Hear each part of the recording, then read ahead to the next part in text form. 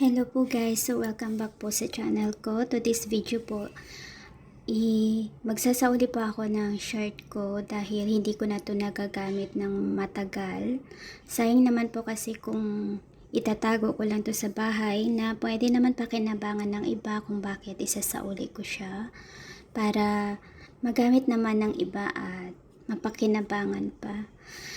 And syempre po, hindi matatapos yung araw na hindi tayo dadaan sa playground para maglaro kasi alam nyo naman na minsan isip bata din po tayo dahil nung kabataan ko hindi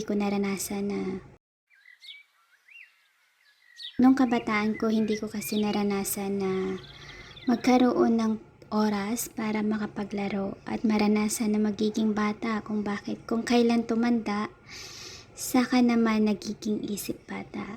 Kasi ang buhay natin hindi lagi seryoso dahil kapag magiging seryoso ka, madali kang tatanda. Kaya dapat habang nabubuhay tayo dito sa mundo, kailangan sports lang.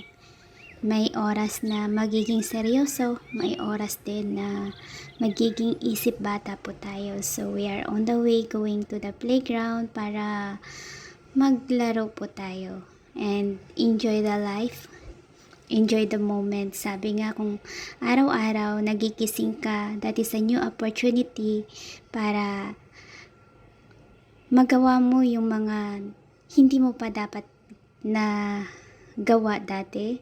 And yung hindi ko pa nagawa ay yung maglaro. Kaya minsan kailangan natin maging playful, isip bata din para i-enjoy yung every moment of our life. Habang may pagkakataon ka pang masubukan yung mga hindi mo pa nagawa dati, ay gawin na natin ngayon. Kaya laro-laro muna tayo pag may time. Kailangan din natin i-enjoy.